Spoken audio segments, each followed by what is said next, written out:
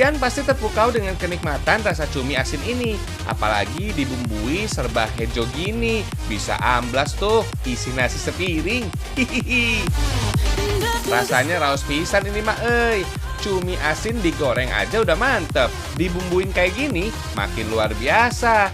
Kita lihat cara bikinnya, fams. Bumbu berwarna hijau ini jadi pamungkasnya. Gak tanggung-tanggung, 3 jenis cabai hijau dipakai sekaligus, fams. Mulai dari cabai yang besar, keriting, sampai rawit. Ada juga tomat hijau yang segar dan daun jeruk untuk menghilangkan bau amis. Gak ketinggalan petai yang aduhai, istimewa. Untuk bumbunya, bawang merah dan putih diulek sampai halus, fams. Disusul cabai serba hijau ini deh. Sebenarnya sih cabai hijau masih satu jenis dengan cabai merah besar atau keriting. Hanya saja cabai hijau sudah dipanen ketika masih muda. Alasan cabai dipanen sejak dini untuk mendapatkan hasil yang lebih cepat, fams. Lanjut, goreng cumi sebentar aja, fams, untuk meminimalisir bau amis. Sebelum diolah, pastikan cumi dicuci sampai bersih ya. Kalau perlu, rendam dalam air panas dan bilas dengan air mengalir. Oh iya, cumi asin juga disebut dengan juhi, fams. Biasanya dijadikan campuran dalam kuliner Betawi yang bernama rujak juhi. Untuk meminimalisir bau amis, sebaiknya tambahkan irisan daun jeruk. Tinggal tumis bumbu halus sampai harum menyeruak. Disusul daun salam dan daun jeruk, fams. Terakhir, cumi asin dan pete. Gampang banget kan, fams, bikinnya? Cocok loh dijadikan menu makan siang kalian. Istimewa.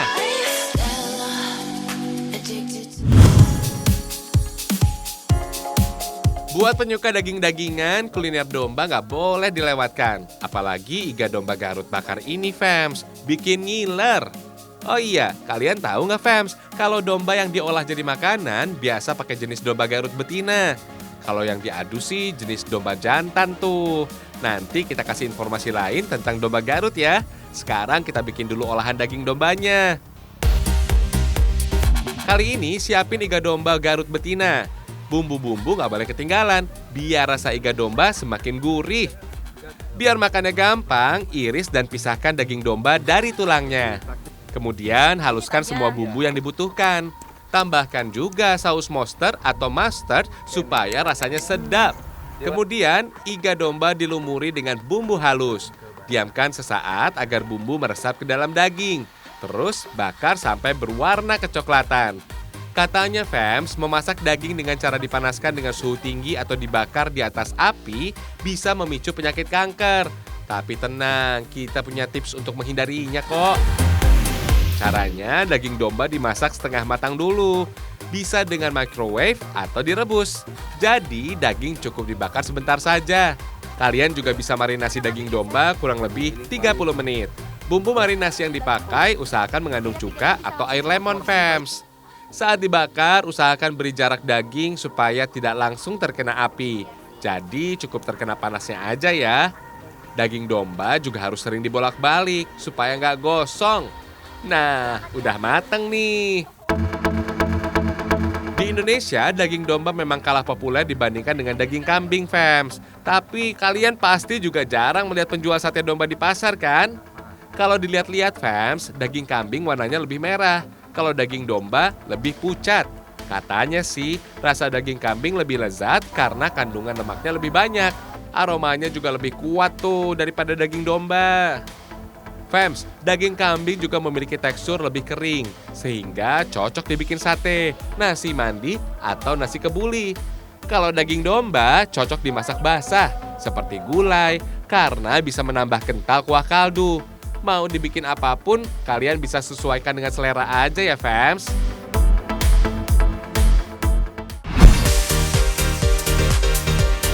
Kalau kalian mau lihat perbedaan kambing dan domba secara fisik, gampang banget, fams.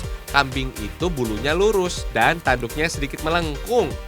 Sementara domba bulunya keriting dan tebal. Tanduknya juga lebih melengkung tuh. Tapi nggak semua domba Garut bertanduk ya, fams. Nah, domba Garut jantan inilah yang dijadikan domba adu ketangkasan. Ciri lain khas dari domba Garut bisa dilihat dari daun telinganya. Ukurannya lebih pendek atau kecil, bahkan nyaris nggak kelihatan gitu, fams.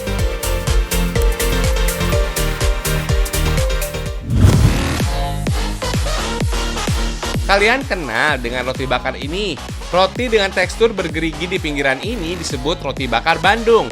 Sayangnya nggak tahu asal-usul roti ini, fams. Katanya sih, roti bakar baru muncul pada awal abad 20 saat orang Belanda datang ke Indonesia. Tapi pelopor penjual roti bakar ini sudah ada sejak tahun 50-an loh, fams. Awalnya roti bakar dibuat dengan bahan yang sudah tidak bagus lagi. Daripada terbuang percuma, orang Eropa memanfaatkannya dengan cara dipanggang, fams. Dulu roti bakar hanya dibuat dengan mentega, keju, dan kental manis. Sejak tahun 50-an, roti semakin berkembang dengan tambahan potongan coklat yang ditabur. Selanjutnya, roti makin berinovasi dengan aneka rasa, fams. Nggak cuma manis aja, ada rasa roti asin dan gurih yang menjadi pilihan, fams. Misalnya, roti bakar dengan isian tuna dan lelehan keju mozzarella. Beuh, menggoda banget kan, fams? Apalagi isian tunanya melimpah.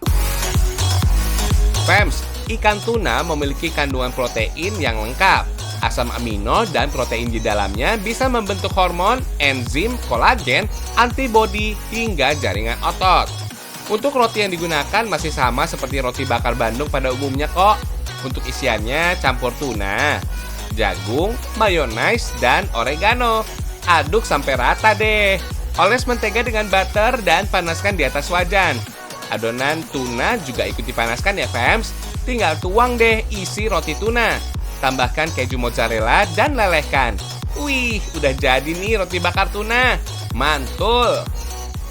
Roti putih yang dibuat dari tepung terigu ini sebenarnya minim nutrisi. Kalau diisi tuna begini, nutrisi bisa didapat dari ikan tuna. For your info nih, pada tahun 1943 pernah terjadi pelarangan roti di Amerika loh, fams. Kebijakan itu dikeluarkan karena harga tepung yang naik. Sehingga minimnya orang yang mengkonsumsi roti, maka permintaan tepung juga semakin berkurang. Uniknya lagi, di Mesir, roti dianggap sangat berharga. Bahkan pernah menjadi mata uang Mesir. Saking tingginya derajat roti di Mesir kala itu, harganya bisa setara dengan harga emas.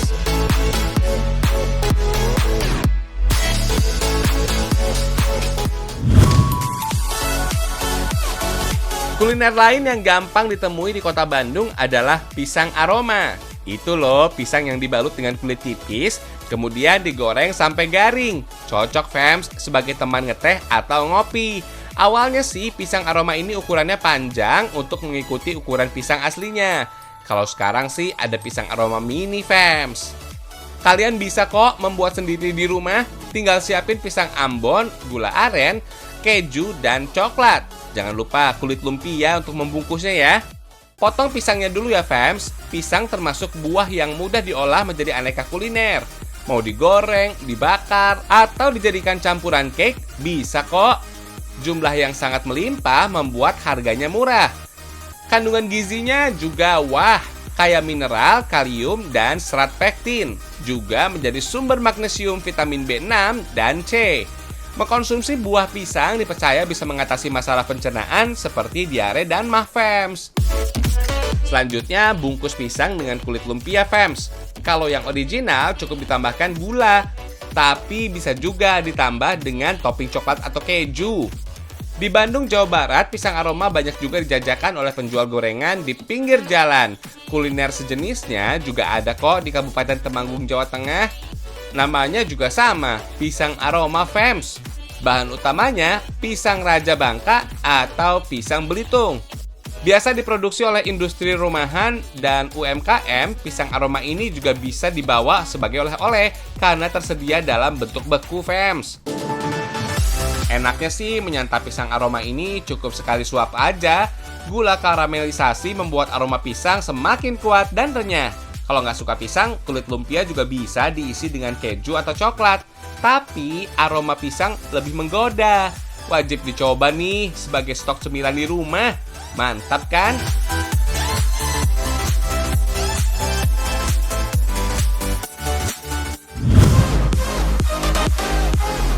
Kalau masih lapar, jangan takut kekurangan sajian unik, fams. Ada ayam teh bawang nih. Jangan heran gitu dong, sajian ayam ini dimasak bersama teh hijau dan dibumbui dengan 3 jenis bawang. Oh iya, daging ayam adalah lauk yang paling mudah diolah. Dimasak cara apapun juga boleh, Yang paling penting sih, daging ayam ternyata mengandung asam amino triptofan yang memberikan rasa nyaman dan lega di dalam tubuh. Supaya makin mantap, pilih daging ayam yang masih segar. Terserah kalian deh, mau masak bagian ayam yang mana, sesuai selera kalian aja. Oh iya, teh hijau yang dipakai bisa jenis apa aja kok. Kali ini sih kita pakai teh herbal aja, fams. Campuran teh hijau ini terdapat rempah jahe dan serai. 3 jenis bawang juga dipakai untuk mengolahnya. Cukup diiris tipis aja. Bawang memiliki sejuta manfaat untuk kesehatan, fams. Ayam juga wajib diungkep ya, fams. Cukup panaskan air dan masukkan potongan daging ayam. Jangan lupa tambahkan teh hijau dan garam. Setelah diaduk rata, biarkan sampai warna dan aroma teh meresap dan tekstur dagingnya empuk. Bawang bombay juga nggak kalah berkhasiat loh. Rendah kalori dan tinggi kandungan vitamin B6 dan C, kayak mineral dan senyawa antioksidan.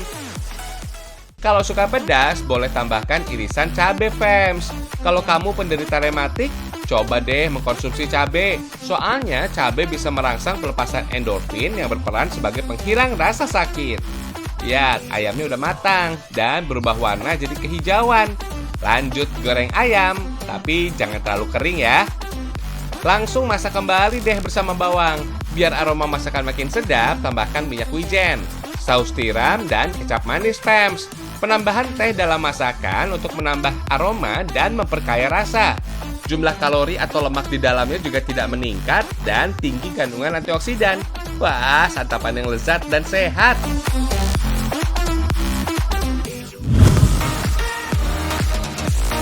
Nggak cuma makan berat aja, fams. Teh hijau juga bisa dijadikan camilan manis kayak puding. Tapi teh hijau yang ini udah diolah menjadi serbuk, kemudian dinamakan matcha. Fams, cara bikin puding green tea ini gampang banget kok. Selain bubuk matcha, harus ada agar-agar, gula, susu cair, dan vanila. Larutkan dulu bubuk matcha, fams. Oh ya, matcha dihasilkan dari teh hijau yang digerus sampai teksturnya halus, sehingga bisa menghasilkan aroma matcha yang khas. Menurut sejarahnya, matcha yang populer di Jepang ini ternyata asalnya dari Tiongkok loh. Matcha juga digunakan dalam ritual agama Buddha dan mediasi. Biasanya sih, matcha dihidangkan dalam tradisi minum teh. Matcha bersifat anti kanker dan minuman awet muda, fams. Lanjut, campur agar-agar, gula, dan susu. Disusul larutan matcha. Panaskan sampai adonan agar-agar mengental ya. For your info nih, sekitar abad 17, puding awalnya bukan dibuat dari agar-agar, fams. Tapi ada juga puding manis yang terbuat dari tepung, kacang, dan gula.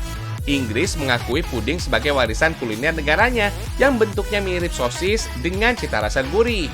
Sekitar abad 19, mulai dikenal beragam jenis puding yang perpaduan custard, biskuit, cake, buah-buahan, gelatin, jelly, dan agar-agar. Paling enak sih puding disantap dengan fla yang dibuat dengan susu, gula, dan tepung maizena. Tapi ada juga kok bubuk fla instan yang tinggal diseduh dengan air hangat. Buat kalian yang memiliki masalah pencernaan, coba deh sering-sering mengkonsumsi puding berbahan agar-agar ini. Soalnya kaya serat, protein, dan vitamin, fams. Sehingga bisa merangsang usus menjadi lebih aktif, fams.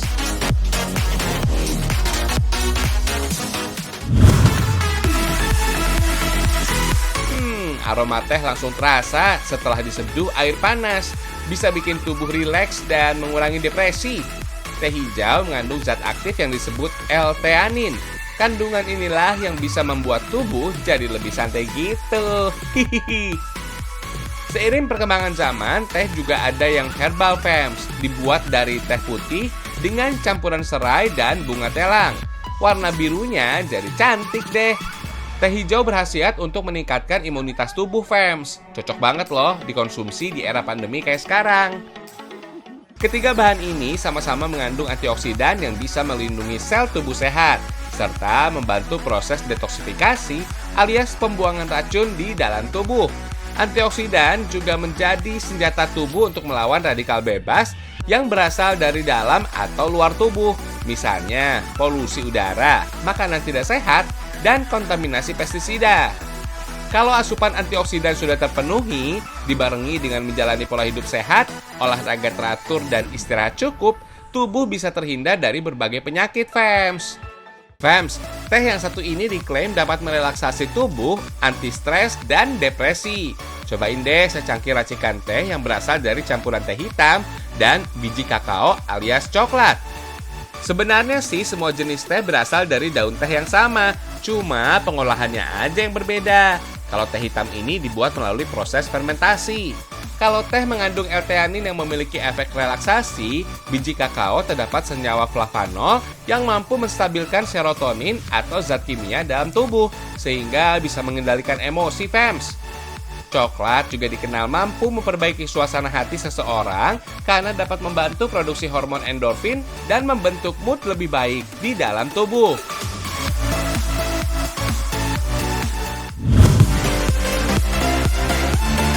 Selain dijadikan makanan dan minuman, green tea juga bisa menjadi bahan utama pembuatan bantal leher, Fams.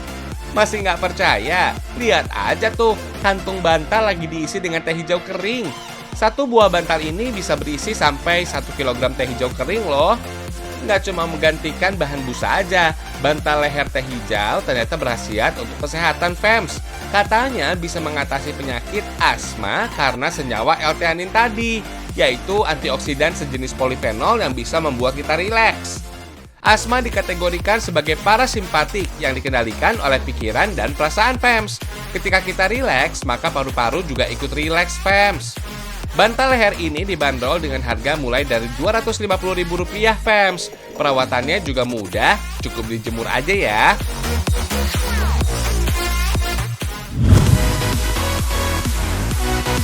Fried rice chicken spinach.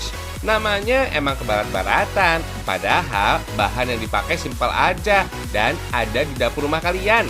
Tampilan nasi hijau dengan topping ayam saus krim yang gurih bikin nagih. Warna hijau menu ini bukan berasal dari pewarna buatan loh, tapi adanya tambahan spinach dan daun basil, Fams. Oh iya, spinach atau bayam sebenarnya jenis tanaman berbeda genus, tapi tetap dari famili yang sama kok, yakni bayam-bayaman. Kita cenderung menyebut bayam sebagai spinach, padahal terjemahannya dalam bahasa Inggris. Spinach lebih dikenal di Eropa, Fams. Daunnya lebih lebar dari bayam lokal yang biasa kita kenal di Indonesia. Setelah direbus dari cincang, tambahkan minyak zaitun, Fams. Aduk deh supaya warna hijau semakin keluar. Jadi seperti pasta pewarna ya. Sekarang tumis bawang bombay sampai harum. Tambahkan pewarna hijau sayuran ya. Campur nasi dan aduk sampai rata. Lalu bumbui sesuai selera, Fams. Lanjut, kita buat ayam dengan saus krim. Lagi-lagi tumis bawang bombay ya. Masukkan deh potongan daging ayam yang sudah dimarinasi. Nah, tambahan krim masak ini supaya rasanya makin gurih. Masak sampai saus krimnya mengental. Yuhu, siap disantap nih. Kalian yang nggak suka sayur jangan kabur. Rasa gurih nasi hijau dan ayam saus krimnya enak betul. Ini jujur dan nggak lebay. Nggak berasa sayur sama sekali kok. Spinach juga sehat loh, sama seperti bayam yang kaya kandungan zat besi. Selain itu, tinggi vitamin K yang baik untuk kesehatan kulit. Kandungan klorofilnya ampuh sebagai zat antioksidan, Fams. Keren deh.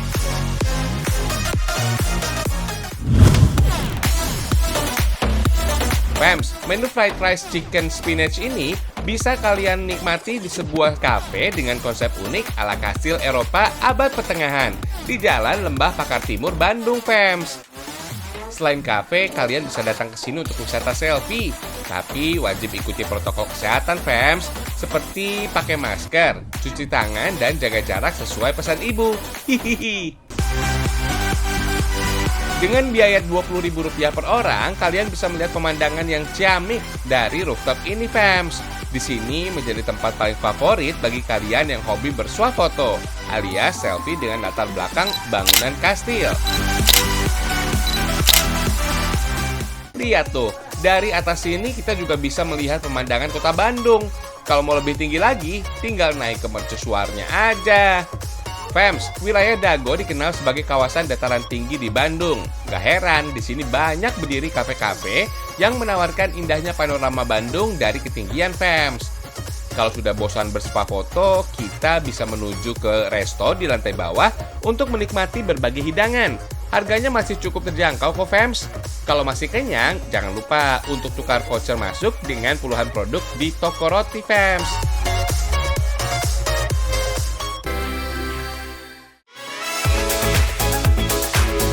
Gak kerasa udah setengah jam aja nih. Besok kita kembali lagi dengan informasi unik dan menarik lainnya ya. Ragam Indonesia, satu Indonesianya, berjuta kekayaannya. Sampai jumpa.